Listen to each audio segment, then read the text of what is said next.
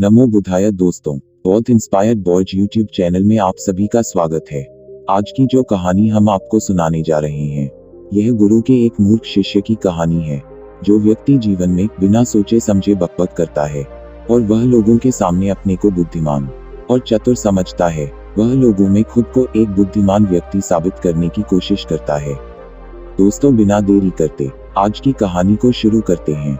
दोस्तों, कहानी को शुरू करने से पहले आपको बता दें कि अगर आपने अभी तक वीडियो को लाइक नहीं किया है तो प्लीज वीडियो को लाइक कर दें, और चैनल पर नए हैं तो प्लीज चैनल को भी सब्सक्राइब कर ले। तो चलिए अब गुरु के मूर्ख शिष्य की कहानी को शुरू करते हैं। एक बार की बात है, एक गुरु का शिष्य बहुत बातूनी था। वह हर समय बातें करता रहता था, दिन भर इधर उधर की बातें करता रहता था और आश्रम के अन्य शिष्यों को सुनाता रहता और शिष्यों को गालियां देता है। वह गपशप करता है और दूसरों के साथ अच्छा व्यवहार करने की कोशिश करता है। अपने मुंह से अपनी प्रशंसा करता रहता है और हमेशा अपने आप को गुरु के सामने सबसे बुद्धिमान और सीधा शिष्य साबित करने की कोशिश करता है और अपने को सभी शिष्यों से अलग और श्रेष्ठ मानता। एक दिन उसने अपने गुरु से कहा कि मैं एक अमीर परिवार का लड़का हूँ। अगर मैं चाहता तो एक आरामदायक और शानदार जीवन जी सकता था, लेकिन मैं वह सब छोड़कर यहाँ आया क्योंकि मुझे सच्चाई की तलाश है। मैं खुद को जानना चाहता हूँ, मैं जीवन को जानना चाहता हूँ, इसलिए मेरा यज्ञ सबसे बड़ा है। एक दिन के पुजारी ने सभी शिष्यों को आश्रम में बुलाया और कहा कि आप सभी को अगले 1 महीने तक कुछ संकल्प लेना है। इससे आपका संकल्प मजबूत होगा और आप में आत्मबल का संचार होगा। आप सभी अपनी क्षमता के अनुसार कोई भी संकल्प ले सकते हैं और 1 महीने के पहले आप में से जो कोई भी अपने संकल्प को भंग करता है वह अपनी पुरानी दिनचर्या में वापस चला जाता है। सभी शिष्यों ने अपनी शक्ति के अनुसार बड़े या छोटे संकल्प लिए और गुरु को अपना संकल्प बताकर वहां से चले गए। लेकिन बातूनी शिष्य अपने को सबसे अलग और बड़ा दिखाना चाहता था। तभी वह गुरु की झोपड़ी में पहुंचा और बोला कि मुझे कोई छोटा संकल्प नहीं करना है, बल्कि अपने जैसा कोई बड़ा और महान संकल्प करना है। कृपया बताएं कि मैं कौन सा संकल्प लूं। उस बातूनी शिष्य की बात सुनकर गुरु मुस्कुरा दिए और कहा, क्या तुम मेरे द्वारा दिए गए संकल्प को पूरा कर पाओगे?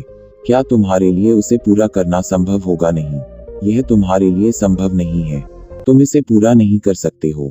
अपना संकल्प खुद खोजो। शिष्य ने कहा, नहीं गुरु, मैं पूरा करूंगा। आप मुझे जो भी संकल्प दें, आप कृपया मुझे बताएं। शिक्षक ने कहा, ठीक है, फिर आप अगले महीने चुप रहेंगे। मुंह से एक शब्द भी नहीं निकलेगा। वह आपका संकल्प है। शिष्य ने कहा, गुरु जी, क्या यह संकल्प है? यह बहुत आसान है, केवल 1 महीने के लिए चुप रहना है।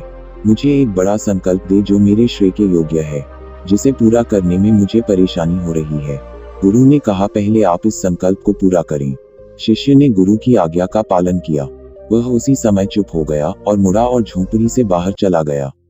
उसे चुप रहना बहुत आसान लगा। उसने किसी तरह चुपचाप एक दिन बिताया, लेकिन दूसरे दिन से उसके मन में न बोलने का बोझ बढ़ने लगा। तीसरे दिन उन्हें भारीपन महसूस होने लगा और चौथे दिन एक अजीब सी बेचैनी होने लगी, क्योंकि आश्रम के सभी शिष्य आपस में बात कर रहे थे। वह भी उनके सामने अपना पक्ष रखना चाहता था और उनकी बात बंद करना चाहता था, लेकिन उसका निश्चय उसके रास्ते में आ खड़ा हुआ। इसलिए वह सारा दिन केवल मुंह और आंखें ही बनाता रहा। ऐसे ही कुछ दिन और बीत गए और शिष्य बीमार पड़ गया। उसका सिर फटने वाला था, खाने पीने का भी मन नहीं करता था, वह बस बोलना चाहता था। वह मास्टर जी के पास गया और उनके सामने बैठ गया और उन्हें लिखकर कहा, मास्टर जी, मुझे बोलना है, बिना कहे मुझे सांस नहीं आ रही है। मेरा दम घुट रहा है, मैं अंदर से पागल हो रहा हूँ। मैं क्या कर सकता हूँ? क्या मुझे अपने संकल्प तोड़ देने चाहिए? मास्टर जी यह सुनकर मुस्कुराए और कहा कि संकल्प तो टूटने के लिए होते हैं, लेकिन जो व्रत को पूरा करता है वही अपने भीतर की शक्ति को बढ़ा सकता है, और जो अपनी आंतरिक शक्ति को बढ़ा लेता है वही जीवन के पथ पर आगे बढ़ता है। बुद्धि और जागृति संकल्प लेना आपके हाथ में था और उसे तोड़ना आपके ऊपर है। आपके अनेक सह शिष्य संकल्प तोड़कर अपनी दिनचर्या में लौट आए हैं। अगर आप ऐसा नहीं कर पा रहे हैं तो आप अपने संकल्प को तोड़ भी सकते हैं और अपनी पुरानी दिनचर्या में वापस जा सकते हैं।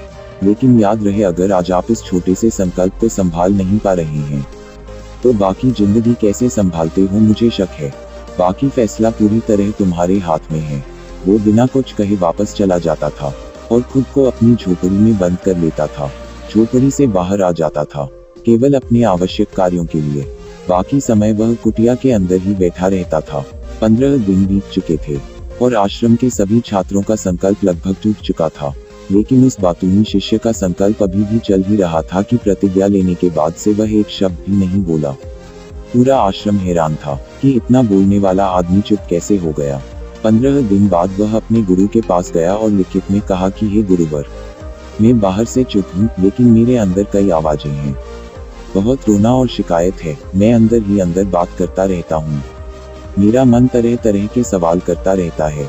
बाहर से जितना शांत हूँ, भीतर उतना ही कोलाहल है। मुझे संदेह है कि मेरा संकल्प अभी भी कायम है या नहीं। गुरु ने कहा, क्योंकि आपको बोलने की आदत है, आप बाहर से भले ही खामोश हों, लेकिन अंदर ही अंदर कहते रहते हैं कि आपको इन बातों और आवाजों से दूर जाना होगा। शिष्य गुरु को प्रणाम करके चला जाता है और सुबह होते ही वह अपनी कुटिया छोड़कर जंगल में चला जाता है। कई दिन बीत जाते हैं और संकल्प का समय भी पूरा हो जाता है, पर वह शिष्य वापस नहीं आता। आश्रम में सभी को डर था कि जंगली जानवरों ने उसे खा लिया है। इस दौरान लोगों ने उसे खोजने का काफी प्रयास किया, लेकिन वह कहीं नहीं मिला।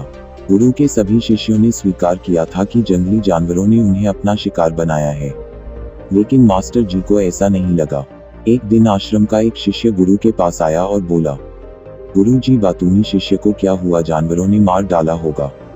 मालिक ने कहा, हो सकता है जानवरों ने उसका शिकार किया हो, लेकिन उसके न लौटने का कोई और कारण हो सकता है। हो सकता है कि वह जिस चीज के लिए वहां गया था वह मिल गया हो। शिष्य ने पूछा कि क्या ज्यादा बोलना हानिकारक है?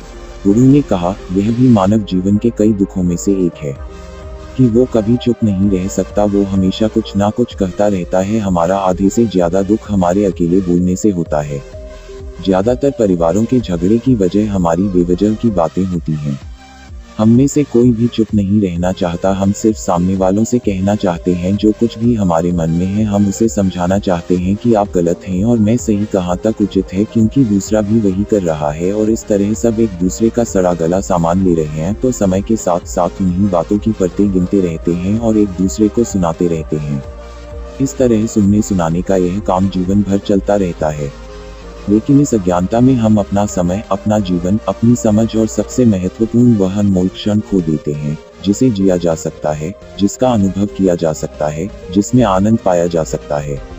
लेकिन बदले में हमें क्या मिलता है? कुछ भी नहीं, सब व्यर्थ जाता है। हम इस पागलपन में क्या खो चुके हैं, केवल कुछ लोगों को पता चलता है, बाकी लोगों को उनके आने का पता नहीं है, जैसे उन्हें उनके जाने का पता नहीं है। शिष्य ने कहा, फिर क्या इसका समाधान है?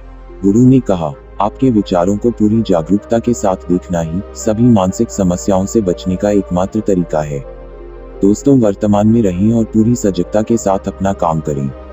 दोस्तों, गौतम बुद्ध जी कहते हैं कि कैसे एक व्यक्ति अपने दैनिक कार्य करने के साथ साथ जागरूकता का अभ्यास कर सकता है और एक जीवन भी जी सकता है, मानसिक रूप से स्थिर और सुखी जीवन जो आप चाहें। उस बातूनी शिष्य को आश्रम छोड़े हुए 3 महीने बीत चुके थे, पर उसका कोई समाचार न था।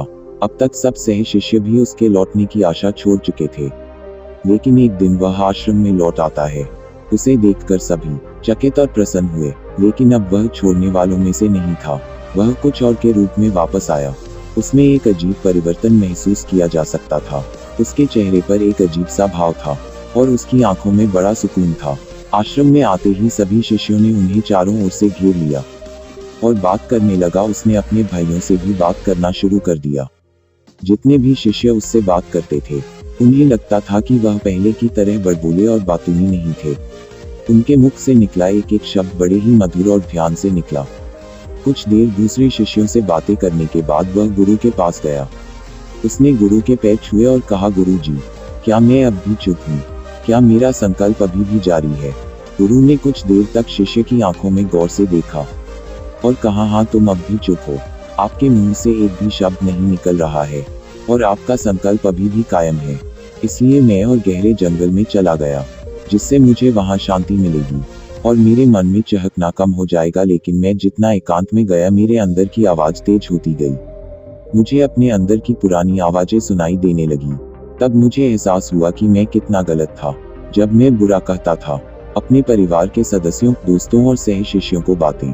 इसलिए उस समय मैंने सोचा कि मैं सही था, जब मैं गुरु भाइयों की चुगली करता था और उनका मजाक उड़ाता था, तब भी मुझे लगता था कि मैं उनसे बेहतर हूँ और मैं सही कर रहा है।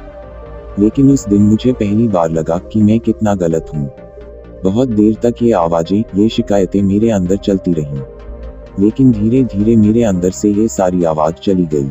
अब मैं अंदर से भी खामोश हूँ। उस घने जंगल में बाहर से बोलने वाला कोई नहीं था और भीतर कोई आवाज नहीं बची थी। उस दिन पहली बार मुझे मौन का सही अर्थ समझ में आया।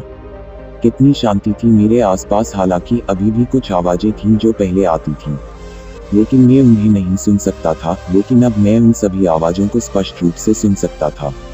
जो हवा की आवाज, पक्षियों के चहकने की आवाज, बहते पानी की आवाज, घोड़ों की गुनगुनाहट की आवाज मैंने पहली बार पूरे होश में सुनी। मैंने अपने आसपास इतनी शांति कभी महसूस नहीं की। आज पहली बार जब मैंने शांति भंग करने के लिए अपने मुंह से एक शब्द निकाला है।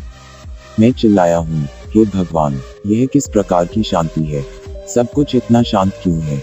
क्या हुआ? लेकिन मेरे चिल्लाने पर भी शांति भंग नहीं हुई। सब कुछ वैसा ही है जैसा बाहर पहले भी सन्नाटा था और अंदर भी। हे मालिक, मैंने अपने गुरु भाइयों से बात की, मैंने आपसे बात की। मैं बोल रहा हूँ, मैं चल रहा हूँ, मैं सब कुछ देख रहा हूँ, लेकिन मैं अंदर से बिल्कुल अकेला हूँ। मैं चुप हूँ, भीड़ में भी हूँ। मैं अकेला हूँ और अंदर से अकेला हूँ। मैं तब भी अकेला हूँ जब मैं अपने आप में शोर मचाना चाहता हूँ। अब सब कुछ दिखाई देता है, सब कुछ सुना जाता है। गुरु ने कहा, जब तक बाहर बातें करते रहेंगे, भीतर अशांति होगी। जिस दिन हम अपने भीतर की ओर मुड़ेंगे, तो हमारे मुंह से जो भी निकलेगा हम शांत रहेंगे। दुनिया में जितनी भी बुराइयां हैं, वे ज्यादातर हमारे बोलने से ही पैदा होती हैं, क्योंकि हम चुप नहीं रहना चाहते। हम जरूरत से ज्यादा बात करते हैं। हम दूसरे व्यक्ति की बात नहीं सुनना चाहते हैं, बल्कि चाहते हैं कि वह बात करना बंद कर दे। हम उसे बताना चाहते हैं कि मैं कौन हूँ। हम उसे अपनी सारी क्षमताएं दिखाना चाहते हैं। बस यही हमारे जीवन का उद्देश्य रह जाता है। कभी एक दूसरे को सुनना नहीं चाहते, समझना नहीं चाहते। उन्होंने कभी चुप रहना नहीं सीखा, क्योंकि खामोश रहने से ही वो खुद को छोटा महसूस करते हैं। दुनिया के सारे युद्धों की वजह हमारी ही बोलती है, इसलिए हमें उतना ही बोलना चाहिए जितना जरूरी हो, क्योंकि बेकार की बातें करने से ऊर्जा बर्बाद होती है और बोलने से हम कभी अंदर की ओर नहीं मुड़ते, क्योंकि वो हमें बाहर की ओर खींचती रहती है। और क्या क्या इस दुनिया के अलावा कोई बाहर है? लेकिन अगर हम अपने भीतर की दुनिया की ओर मुड़ना चाहते हैं, तो इस मुंह को बंद रखना चाहिए। इसलिए जो सभी प्रबुद्ध हो गए हैं, एकांत की ओर भागा, ताकि उन्हें ज्यादा न बोलना पड़े, न ज्यादा सुनना पड़े। वे अकेले रहें और शांत रहें, ताकि वे आसानी से भीतर की यात्रा कर सकें। लेकिन कोई चाहे तो इस दुनिया में रहकर भी एकांत में रह सकता है, शांत रह सकते हैं, लेकिन इसके लिए उन्होंने अपनी ऊर्जा बचाई होगी, जिसे वे व्यर्थ की बातों में बर्बाद कर रहे थे। दोस्तों, इस कहानी की सीख यह है कि व्यर्थ बोलने से आपकी ऊर्जा नष्ट होती है, और ऐसा कहना हमें वापस भीतर नहीं जाने देता, क्योंकि यह हमें बाहर की ओर झुकाए रखता है। और जो अपने भीतर यात्रा करना चाहते हैं, उन्हें अपना मुंह बंद रखना चाहिए। मुझे आशा है कि आपको यह कहानी पसंद आएगी और आपको बहुत कुछ सीखने को मिला होगा। दोस्तों, आज की कहानी आपको कैसी लगी मुझे कमेंट में जरूर बताएं।